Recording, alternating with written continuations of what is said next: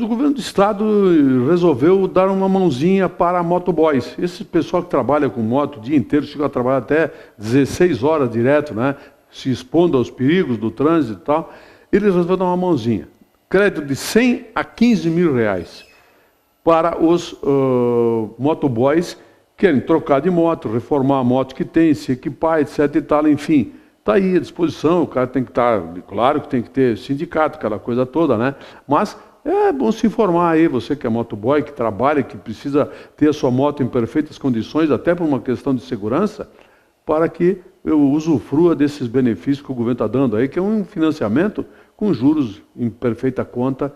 Se informe sobre isso, que é muito interessante. É bom ter a moto sempre em perfeitas condições. E dinheiro para isso vai ter, pode comprar uma moto nova, sei lá. Você que sabe, procura o seu sindicato e usufrua do crédito que está sendo disponibilizado. Inflação. Eu estou acompanhando muito de perto a divulgação dos índices inflacionários do ano 2013. São vários índices, deve ter uns 8 ou 10, 20, sei lá quantos tem. Mas, enfim, estou acompanhando um por um. Mas um que me chamou a atenção, foi um que inclui o cigarro como um elemento para que se mede a inflação. Espera um pouquinho. Cigarro? Ainda continuam usando o valor do preço, o preço do cigarro para definir índices inflacionários? Pô, meu Deus do céu, aqui, ó, o cigarro tem que aumentar 400%, tem que botar o imposto de 1000% em cima dele, e tira isso dos índices inflacionários. O número de fumantes é insignificante, só fuma quem quer. Por que todos têm que pagar a inflação do cigarro?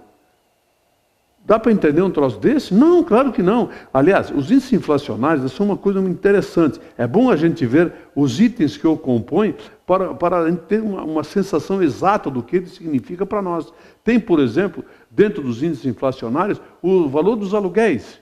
Mas os que não pagam aluguel não sentem os índices inflacionários do aluguel. É simples assim. Só que a inflação foi 5,55. Não, então meus ganhos têm que aumentar 5,55 senão eu perder dinheiro. Não, peraí, não é bem assim. Mas as mensalidades escolares que impactam os índices inflacionários aumentaram 10%. Quem não estuda e não tem filhos em escola, não sente esse impacto inflacionário. Básico e elementar, caro Watson, diria Sherlock Holmes. Então, eu fico impressionado ainda. Eu até vou me entupir lá o Congresso Nacional de e-mails, vou mandar para esses órgãos que fazem as coletas, Fundação Getúlio Vargas, etc e tal. Pô, cigarro para medir índice inflacionário? Por favor. É o fim do mundo, é o fim da picada. Precisa ter se eliminado esse tipo de coisa aí. Já há 10 anos, 15 anos atrás. Não, continua sendo computado o cigarro. Inacreditável. Eu brincava com os amigos hoje de manhã com relação à sensação térmica. Por exemplo, sensação térmica no Rio de Janeiro, 50 graus. Positivos, claro.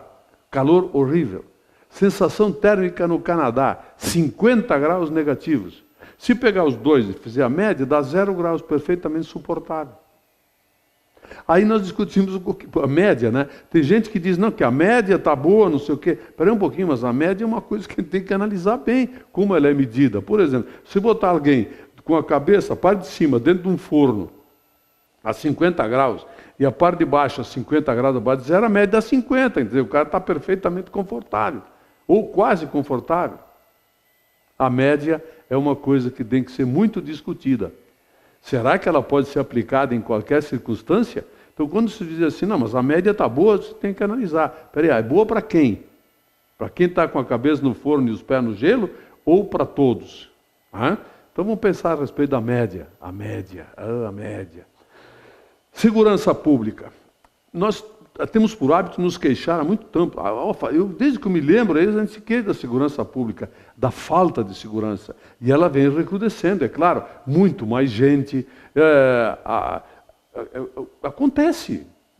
Cada vez mais as pessoas sentem a impunidade. Depois da Constituição de 1988, que foi extremamente permissiva, ela foi feita por políticos que vinham de um período ditatorial onde torturar, massacrar, matar, sumir as pessoas era normal. Então, fechar o Congresso Nacional, isso era uma coisa que acontecia. Então, para se prevenir disso, os congressistas de então, que foi uma das piores coisas que aconteceu nesse país desde 1500, foi a Constituição de 88, que foi feita por pessoas, deputados e senadores, que continuaram sendo deputados e senadores.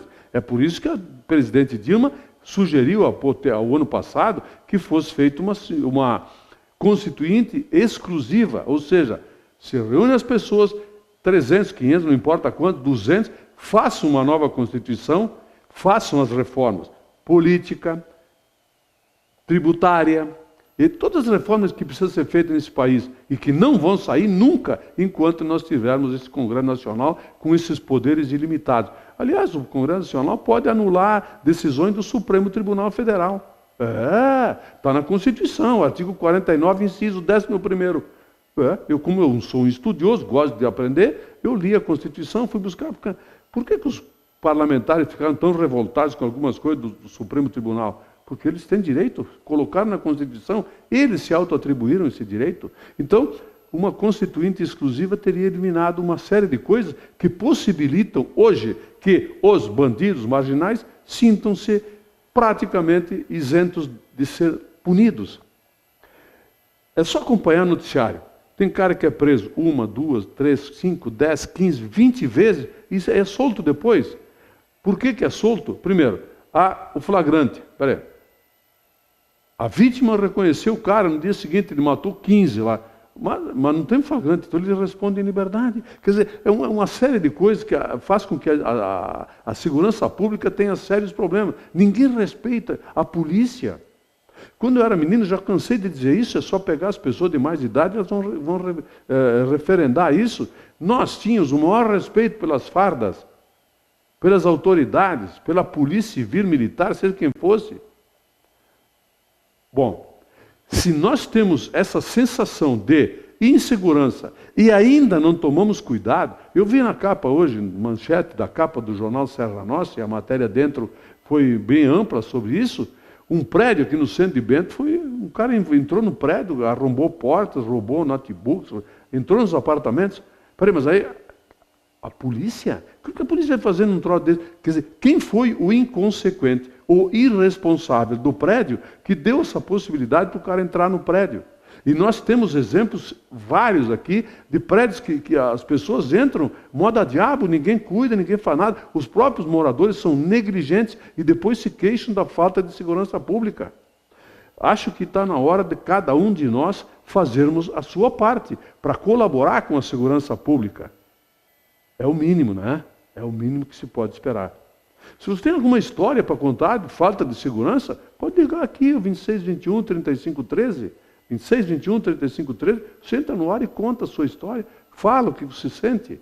Olha, não tem como nós termos um policial a cada 50 metros. Nós nunca vamos ter isso. Jamais aconteceu na história da humanidade isso e jamais acontecerá. O que pode acontecer, sim, é nós termos, como aconteceu em Nova York, tolerância zero. Lá, o sujeito pula uma catraca de um ônibus, por exemplo, há um policial paisano lá, vai pegar o cara e vai levar para a corte, imediatamente. A palavra do policial tem fé pública. Não tem, chama o advogado, recursos, embargos de escambau, vamos ver, não pode ser preso até transitar em julgado. Não. Chega na frente do juiz, ele vai dizer, você pode optar, meu amigo, ou paga a multa de tanto, ou presta serviço comunitário durante 60, 90 dias. Aliás, aquela modelo famosa, Naomi Campbell, ela ficou varrendo calçada lá, fazendo limpeza em prédio público, por causa de uma infração que ela cometeu nos Estados Unidos, em Nova York. Então, aqui não. Aqui o sujeito faz horrores e por pouco potencial ofensivo, ele é liberado e não acontece mais nada. Então, a segurança pública também depende de nós. Quem sabe, se todos nós comecemos a mandar correspondência, e-mails, para o Congresso Nacional, para o deputado, aquele que a gente votou, o mesmo que não tenha votado nele, porque ele está lá para representar todos nós, pedindo que seja modificada essa legislação pífia, vagabunda, chinelona que nós temos, que permite que esse tipo de coisa aconteça impunemente. E, como diria o sujeito aquele, olho vivo, o cavalo não desce escada, meu amigo. Tenha cuidado no prédio onde você mora, tenha cuidado para entrar e sair. Quando você viaja no seu apartamento, comunique a segurança do prédio, comunique o vizinho, para que não aconteça problemas. Como nós vimos noticiado agora da invasão do apartamento, de apartamentos no centro, e não foi a primeira vez. Isto está acontecendo com muita frequência. Cada um tem que fazer a sua parte.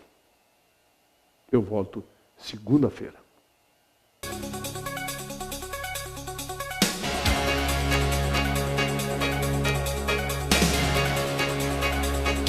Opinião. Oferecimento Ludfor Consultoria em Energia. www.ludfor.com.br